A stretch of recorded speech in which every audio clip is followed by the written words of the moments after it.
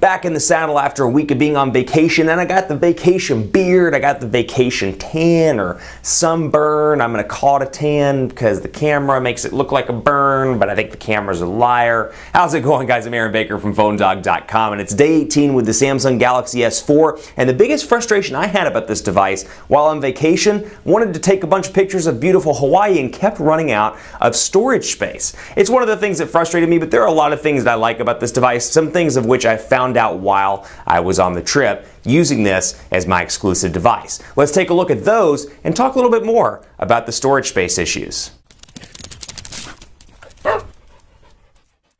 Here's where my storage space stands after using this device as my primary picture taker on my vacation to Hawaii. And you can see I'm a picture taker by all stretches of the imagination. I've got 5.52 gigabytes of pictures, which translates into about 2,200 pictures on the device. I took about 400 with the Galaxy S4, and between adding and deleting, I've got about 2,200 pictures on the device right now. Only 400 megabytes of available space. Now, before you leave that comment saying you knew what you were getting into, Aaron, it's a 16 gigabyte device, I know that, and I'm not blaming Samsung by any stretch of the imagination. It is a 16 gigabyte device. That's a finite amount of storage. What's kind of frustrating to me and some other users, there's only 9.62 gigabytes of available space. So it's a trade-off for what you get with this device. You get some great new software features that for me, I find myself using on a pretty regular basis. AirView, absolutely love it. Air gestures are nice. And then of course, eye scrolling stuff is nice as well. But you know what? I'm a photo taker. So for 5.52 gigabytes of pictures, I only got 400 megabytes of available space. And at one point on the trip, actually several points on the trip, I found myself deleting applications and deleting pictures just to make enough storage space for this device to function. So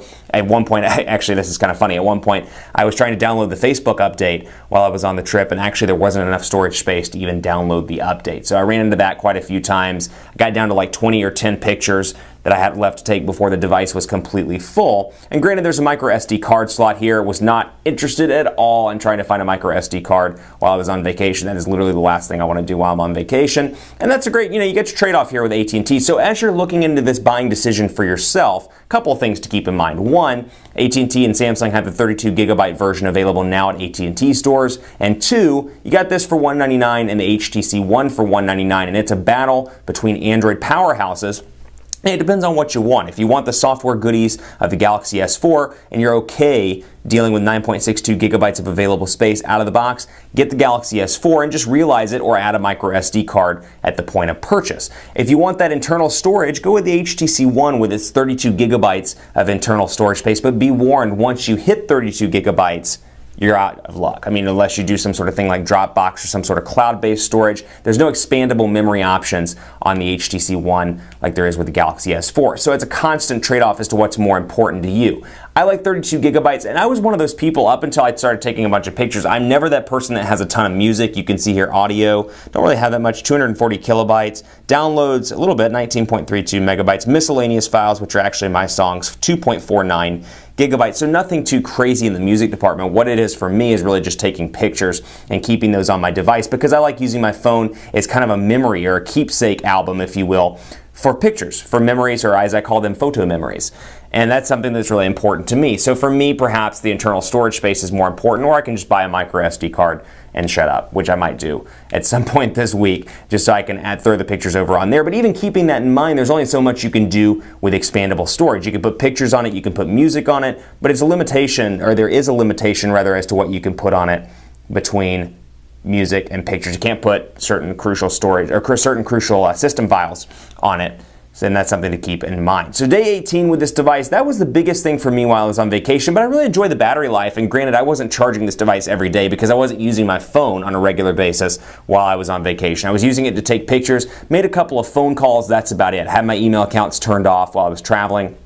And I'm at 55% just using it today as an example because it was at 64%. Forgot to charge it last night. Habits when you're on vacation sometimes die hard, but we've been really impressed with the battery life. This is a nice medium between the Galaxy Note 2 and the Galaxy S3. Galaxy S3 had 2100 milliamp hour battery. Galaxy Note 2 had a 31, or has, I should say, it's not like it's in the past, 3,100 milliamp hour battery. This sits right in the middle at 2,600 milliamp hours, and it's good for day-to-day use. I mean, as long as you're using this device, I would say moderate to heavy use even. I make it through a day with all the goodies turned on, with AirView, with AirGesture, with your software features, I should say, that I really find myself enjoying. So you can see a picture I actually took in the background right now. Love the picture quality here. The 13 megapixel camera, fantastic all around. Really impressed with that. And then some of the animated GIFs as well were fun to take, as you're seeing right now. Me on the beach, playing around in the sand like a 5-year-old. And then of course you can see this picture as well, which I think is pretty funny, me hiding in the bushes. Also like a 5-year-old. But the picture quality is very good. 1080p HD video recording, fantastic. Panorama shots, used those quite a bit while I was traveling on vacation. Really impressed with the overall feel of the camera, and couldn't be happier with this as my choice of camera while I was traveling on vacation. Should also point out that I had some lag issues in the first couple of days with the challenge, and you saw those in the videos. I did get the AT&T update while I was on vacation, and it's improved performance significantly. I don't see the lag that I saw before. This thing is up to speed and taking advantage of that 1.9 gigahertz quad-core Snapdragon 600 CPU. So it's running fast, no issues anymore with lag. That is a huge stress relief in using this device, because you know how much I hate my lag, and I'm sure you do too, and it is gone now with the software update. Something I noticed there, also used this as a music player when I was on the beach, and then of course when I was working out as well. I'm pretty pleased, continue to be pleased with the music player on this device. It's a little bit different here, so it plays So Good, for example, and you can see just some basic aesthetic differences, and it's on silent right now, so that's why it's not actually playing, but you can see a little bit of a difference here where I can cancel it out directly from the notifications bar area,